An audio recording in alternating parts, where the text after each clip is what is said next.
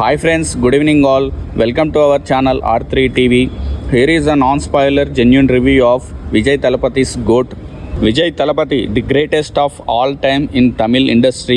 అన్ని రికార్డులు తన పేరు పైన ఇప్పటి వరకు ఉన్నాయి తమిళ్ ఇండస్ట్రీలో.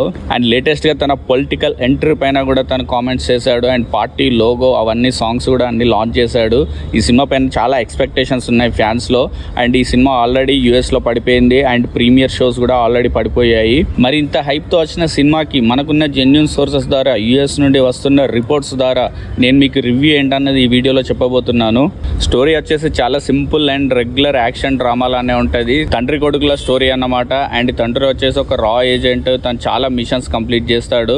అండ్ అల్టిమేట్గా ఒక సింపుల్ లైఫ్ లీడ్ చేయడానికి తను అన్నీ వదిలేసుకొని వస్తాడన్నమాట. అంటే రిటైర్ అయిపోతారు. అండ్ తన పాస్ట్లో ఒక అన్సాల్వ్డ్ కేసు ఉంటుంది. అది తనను వెతుక్కుంటూ వస్తుంది అన్నమాట. దాని పరిణామాలు ఎలా ఫేస్ చేస్తారు తండ్రి కొడుకులు అనేదే సింపుల్ స్టోరీ. అండ్ నిజం చెప్పాలనుకుంటే ఈ గోట్ మూవీలో సాంగ్స్ కానీ అవి కానీ అంత హైప్ ఇవ్వలేదు సినిమాకి. అండ్ ట్రైలర్ కట్ కూడా జనరల్గా రొటీన్గానే అనిపించింది అందరికీ.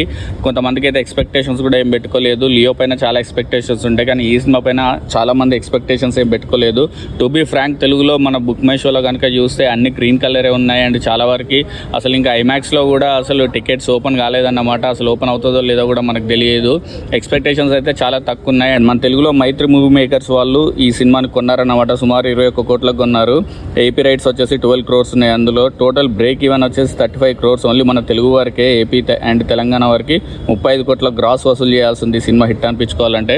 విజయ్ తలపతి లాస్ట్ సినిమా లియో 50 కోట్లు కొట్టింది తెలుగులో. ఈ సినిమాకి టోటల్ బడ్జెట్ 375 crores అయింది. And world wide total pre release business అంటే థియేట్రికల్ బిజినెస్ వచ్చేసి 425 crores.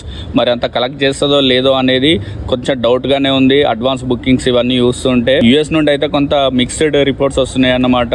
కొంతమంది బాగుంది అంటున్నారు, కొంతమంది బాగాలేదు అంటున్నారు. ఓవరాల్గా మనకు వస్తున్న రేటింగ్ ఏంటంటే 3 out of 5. ఈ సినిమా పైన మీకున్న ఎక్స్పెక్టేషన్స్ ఎలా ఉన్నాయి అండ్ మీలో ఎవరైనా సినిమా చూస్తుంటే మీ రివ్యూని కింద పోస్ట్ చేయండి. Thank you guys.